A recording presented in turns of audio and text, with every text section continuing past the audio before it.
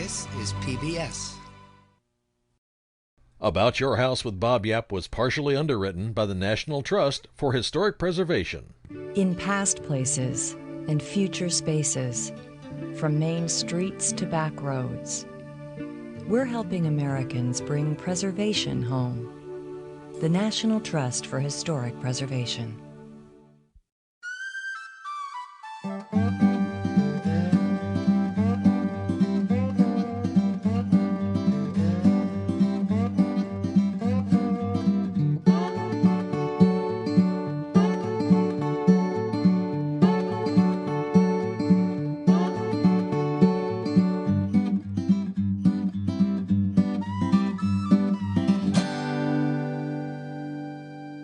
Welcome to today's program. It's about your siding. Now, siding is the skin on your house. Oh, this is skin. It's a little hairy. You wouldn't want to put hair on your house, but you could put aluminum siding on your house like this old four-square. Or over here is a brick bungalow. Now, brick and stone, very popular surfaces all across America. And then up here we have a wood house. And as we come around over here, we have a stucco, another wood house, stucco. And then right here, we have aluminum, big white aluminum siding. And it's kind of a problem in historic neighborhoods that this stuff gets put on. Now, we're in the Broadway Historic area today, and they have what's called the Great Unveiling. For the last 7 years, they've been getting together as a neighborhood group on a weekend and skinning the old non-original siding off and getting back to the original house. What's really neat about this is that they've been responsible directly and indirectly for 50 skinnings in this neighborhood. This is the area I live in, and I just love it. And here they all are up here, and they're going to start skinning this house. Everybody ready? All right, let her rip! All right, check it out. There's the balustrade. That's great. When you're pulling this nasty stuff off, it's a great idea to wear gloves and goggles so you protect your eyes and hands, because you can cut yourself. Now be careful when you're taking it off so you don't dent the wood as well. I mean, your hands are important, but so is the wood, because you don't want to replace any more than you absolutely have to. And it's amazing how easy it comes off. I mean, look at that. These are tapered columns. They're fatter at the bottom than at the top. It's very indicative of a craftsman-style house. They even wrap these, which is just amazing. And underneath, so we can get rid of these numbers, your house has no numbers now. The wood's in great shape underneath here. So far, we're not finding a lot of rot, which is what we really expect to find a lot of times. We found some in the brackets that hold up the soffits on the ends, but they're hollow box beams anyway, so they won't be too big a deal to replace.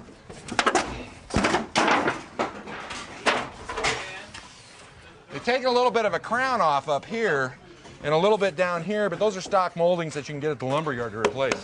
Look good. Camaraderie and working together in historic neighborhoods is what makes this type of thing fun. Now, when you're taking this off, also remember, be careful of your gutters, because they're expensive and you don't want to mess them up if you don't have to. What's really nice is that we've uncovered the original balustrade and the top rail is still on it. And look up here, we're taking off that nasty aluminum soffit. We've got the recessed craftsman rafter tails coming out and the beadboard. Really is, we're getting the original texture back to this house, which is what we're really after.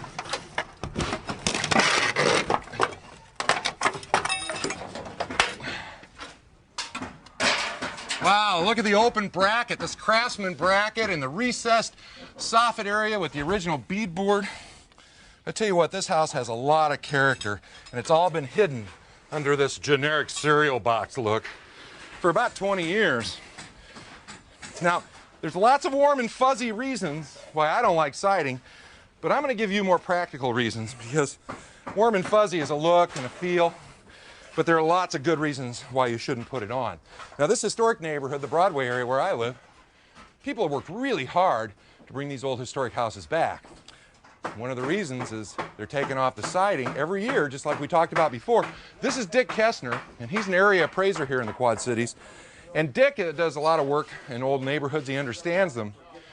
One of the things that I've noticed is that when people are coming in to buy houses in this neighborhood, they don't want the generic cereal box look. They want the original fabric on the houses.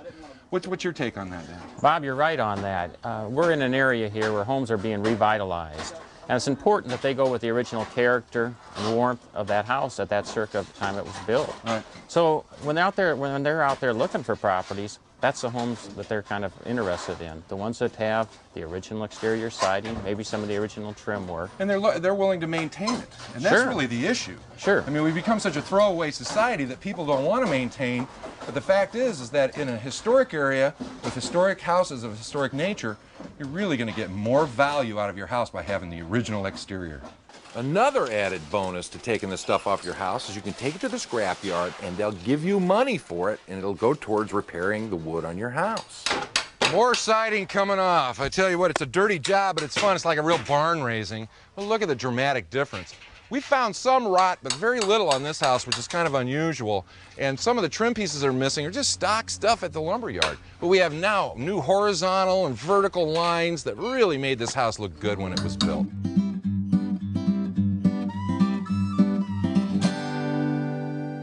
All right, now we've talked about some of the aesthetic reasons as to why you shouldn't put replacement siding over the original siding on your old house. We've talked about value too, how your appraisal can go down. You don't want to lose value on your house by putting this stuff on. We need to talk about some of the technical reasons now.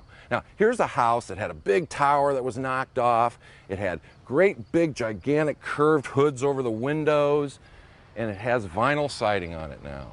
Well, it really is gross. It has that generic cereal box look that I talk about a lot, but I don't know how else to describe it. But from a technical standpoint, you take showers in your house, you take baths, you cook, you have plants, kids breathe. You're creating warm, moist air inside your house. Now, when you do that, that warm, moist vapor is attracted to the outside walls, even if they're insulated. And if you have just regular wood, one layer of siding on it, it actually will dissipate out through the house, through the siding, and get out. Now, what's happened, and happens on any house that has replacement siding over the original, is that they put a backer board or an insulation board underneath the siding. And in this case, of course, then they put the vinyl siding over it. Well, as that warm, moist vapor tries to get out, it can't. It's trapped. So it hits inside here. It starts to condensate and come down the wall, and it can rot the sill plate, which is a big wood beam that sits on top of this foundation, and the bottoms of all the studs here. And if there's insulation, it'll get wet and lose all its R value. Now, that's a really good reason not to put replacement siding on, but there's another. Well, there's quite a few, actually. Vinyl siding, by its nature, is very cheesy. You can see this stuff's put on with clips. It isn't held on there very well. In fact, they even put vinyl trim on the corners here. And this isn't going to hold up. There's a couple of reasons. During the summertime, you're going to have a couple of months where the sun's really hot. At 175 degrees, vinyl becomes unstable. The sun beating down on this can cause it to get over 175 degrees and start to warp and get all distorted. Now, here's a piece of vinyl siding that a contractor took off of a house that was on for 7 years, just to show you what can happen. This is something you don't want to have happen to your house.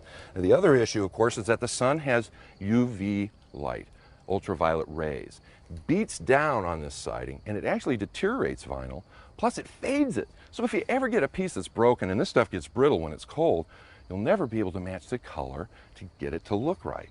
So there's another reason. Now, next door, there's a house that had aluminum siding on it, and it was taken off about a year ago. Let's go over and take a look at that. So when the siding comes off, here's what you get. Now, here's the original clapboard. It's not in bad shape, and you can see that it needs to be scraped, painted, and primed and everything. But down here, they've hacked off the drip ledge, which came out like this, so when wind-driven rain hit it, it would shed right off the house. Now, as we go up further on the house, you'll see the sill ears have been hacked off on both sides, and the bell up there, which was a textural part of the house, also shed water off, is being reconstructed by the owners. Now, over here we have an example of what it's going to look like when it's put back together. The bell is back. You can see it's an architectural feature, and the water sheds off. It has some dental moldings down here, very nice look to it, some experimental colors by the owners. Now what I want to show you is some aluminum siding that they say is permanent. Let's go check it out. Well, this house is the perfect example of the myth of lifetime siding and maintenance free, because this stuff isn't. It's been on the house about 20, 25 years. The paint is coming off of it. Look at this. You can see the metal through it. They've wrapped all this with metal. All the moisture's getting behind it. I can't even imagine what we're going to find underneath this. So don't believe this old-time myth. The siding salesman will tell you it'll last a lifetime and it's maintenance free, and it is not. So just remember that, okay? Well, now we've talked about all the problems with putting replacement siding on a house over original siding, but what if you've already put replacement siding on your house? I don't want you to freak out. There's a couple solutions and we'll talk about it. But remember this central issue. You're creating warm, moist air in the house. It's attracted to the outside wall, so you have to stop it from getting in there, because if it gets into the wall, that siding and backer board is going to stop it and it's going to condensate inside the wall. No good, no good. Now, one of the first ways you can do that is use a vapor barrier grade paint primer type product. Now, they run usually around 1 mil. Now, that's a thickness. Now, when people are building new houses, they use a vapor barrier, this plastic sheeting. Now remember, they put up the studs, they put the insulation between the studs, and then they put this plastic over the studs and then the drywall over that. That creates a really good vapor barrier, and it runs about 4 to 6 mil in thickness. Remember, the vapor barrier paint is only 1 mil, so it's not that effective. Now there's something else you can do. No matter what you do, whether you use vapor barrier grade paint or you use another product I'm going to show you in a minute, you still have the issue of all that moisture getting in around the casings, through wall outlets and places like that. So you need to caulk them. I know, this is natural woodwork and you're freaking out, don't caulk it. Well, I'm going to use a clear caulk and it won't show at all. Now, it's a little bit milky when you first put it on, but after a while it tends to dry perfectly clear. Now, I don't like to put this on natural woodwork, but if you're going to have to stop the moisture from getting in the wall, you really don't have a heck of a lot of choices. Now, there's another product that I like a lot. This is a fiberglass matting. It's about 8 mil thick, all right?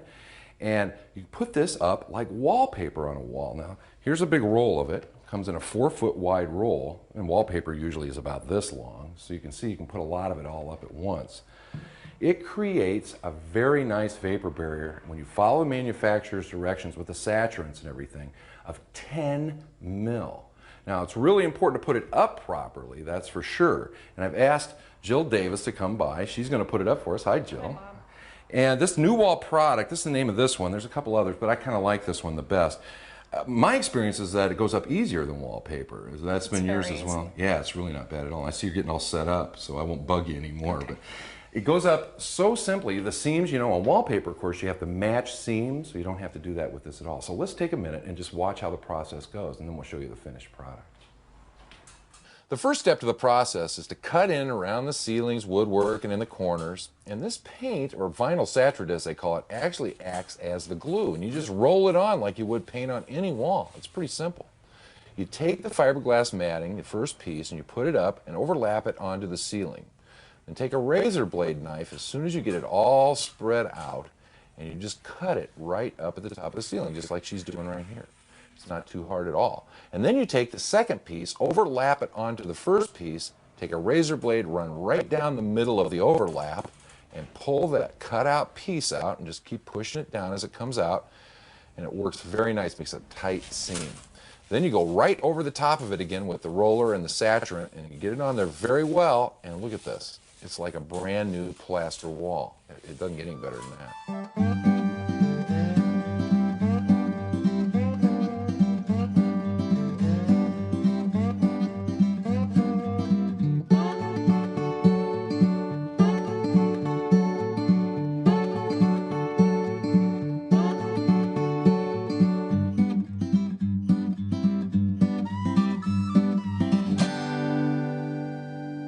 Well, we've shown you a lot of practical reasons why you shouldn't put replacement siding over the original siding on your old house.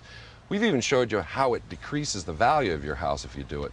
But I've asked Judy Thomas to come by. Hi, Judy. Good to see you. Nice to see you. And the reason I asked her to come by is because she owns this great old house back here, and I just love it. It's gorgeous. Thank you. Yeah. Looks like it's ready for a paint job. Yes, it is. Definitely. Well, you went through kind of a process here. You had mentioned that you thought about maybe the siding, you know, and so you went and called a whole bunch of siding contractors. What was your experience with that? Well, only one came out. Only one? Right, and one of them would only come out if my husband and I were here at the same time. Well, he wouldn't just talk to you because you're a woman. No, would not talk to me. Ooh, American sexism. Yes. That's awful. Yes. All right, but you got one bid. Yes, we did. All right, let's take a peek at it. All right. It says, okay, vinyl siding on the entire house. Cover up all the fascia boards, all the eaves, and all the trim so that it's maintenance-free, right? At $8,479. That's a lot of money. Yes. But it doesn't include windows and doors, vinyl windows and doors. That would make it totally maintenance-free. Right. And that's going to run, probably the whole bid would have come in around $15,000 under that scenario. All right. Then you decided you didn't want to do that, right? Right. Okay, you Right. wanted to retain the original features of the outside Right. of the house. That was an economic decision as well, though. Huh? Right, yes, and historical. Yeah.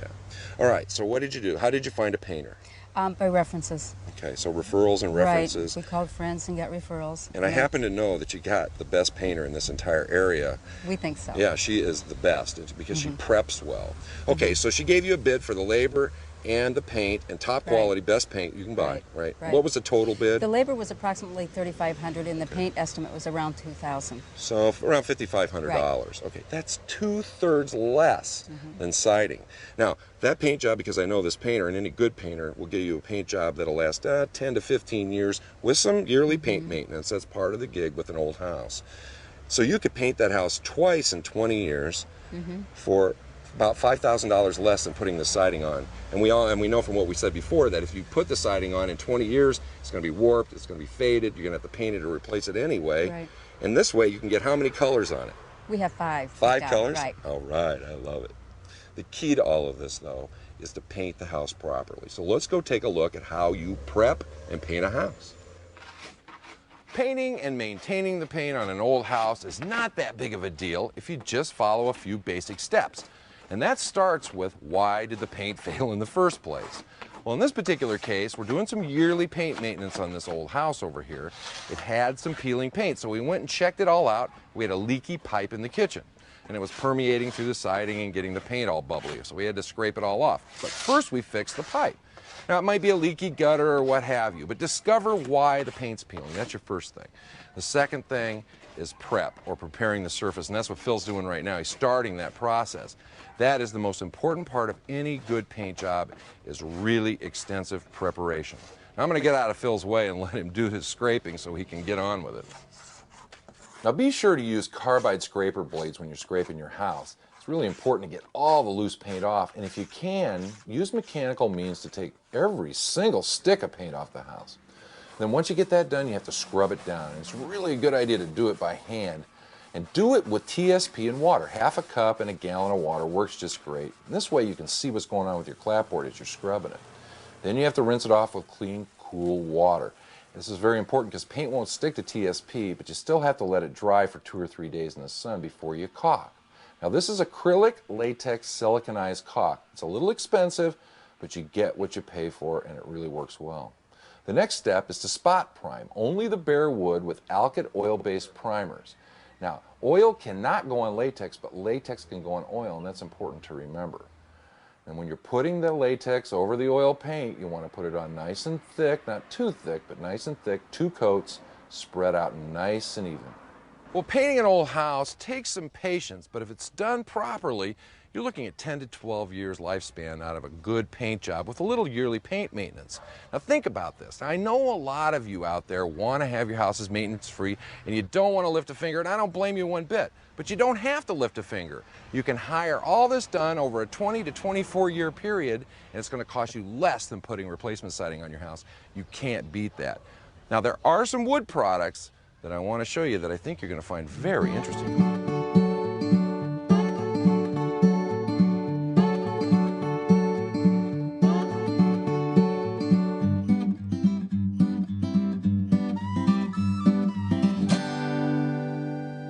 If you'll remember when we were talking about prepping a house to paint it, I said don't sandblast it and don't high pressure wash it. Well, this house is a perfect example. This has been high pressure washed at 2200 psi, and it has blown all the soft pith out of this wood. It's having a hard time holding paint. There's mildew. It's in really bad shape, and it has to come off. Now, what's fun is that you have a natural product that you can choose from now. Let's start off, though, by showing you this one. This is your standard cedar. Everybody knows what that is. It's a standard cedar clapboard bevel. You see the beveled edge on it right there. Great product. I absolutely love it. Now, to take this siding off and put this on and hire a painter to paint it, it's going to run you around $4.50 a square foot, $4.50 a square foot. This product right here is factory painted. It has a 15-year warranty. Same product, cedar, smooth, beveled edge. it's going to be more than $1 less a square foot to put this up. I know it's hard, it's unbelievable. It's a very high quality product, comes with a real strong guarantee. Now what's really fun for me on this is that it actually cost about 13 cents less a square foot to put this on than vinyl siding.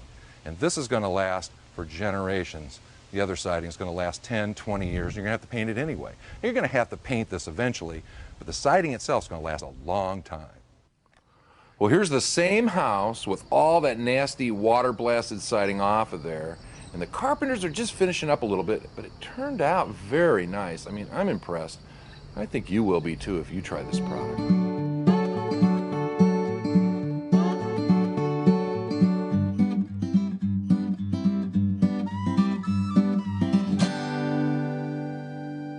Well, welcome to my woodworking shop. Now, we're going to do a segment in the show periodically the first season called Ask Bob. Now, I don't know if a lot of you know this, but I did syndicated call-in talk radio for years, and I love talking to people, but I also get a lot of letters, I mean thousands of letters, and I want you to write as well. Now, I can't promise you that I'm going to read every letter and respond to every letter, but we'll take the best ones, and we'll do them right here on the show in this segment. Now, I went through all the letters I've gotten in the last year and picked out the questions that seemed to be the most prevalent, the ones that people were asking the most. And since this is a siding show, I thought we'd start with hardboard siding. I get a lot of questions about this product. It's on a lot of houses. This is what it looks like, and you can buy it at the lumberyard. And basically, hardboard is like a pressed paper or sawdust type of a product. It's a little different than like a particle board, but it's very dense and it's pressed together. But there's a problem. Now you'll notice that it's painted at the factory on the face, it's also painted on the edge, and it's painted on the opposite edge as well. But there is absolutely no primer paint on the back of this whatsoever, and that's where the problem is. Now let me show you something here. This is an old piece, about 10 plus years old, and this is a new piece. Look at the difference in the thickness between the two pieces. This is what I call sponging. It sponges out because it gets moisture on it. Now, look at the back side of this, and you can see all the water stains back here, and that's what ends up happening to this.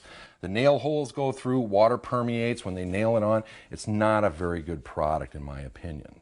Now, down here along the edge, this got so bad that they had to put tar on the bottom of it to try to keep the water from coming in.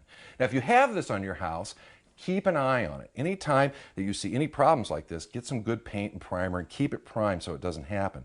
But eventually it will happen, I promise. It's so bad that it just starts to get really, really loose. You don't want this product. There's even a whole bunch of class action lawsuits about this type of product. I just avoid it if I were you. Well, I hope we've demonstrated for you today that economically and visually, putting replacement siding on an old house just isn't what okie dokie, as I call it. And we had the fun of watching the neighborhood group take all that nasty aluminum siding off this house and uncover all these great architectural features. They're going to put the trim back on it and paint it up. It's going to look like it did once before they put all that stuff on it. Thanks for spending some time with me today. Until next time, I'm Bob Yap about your house.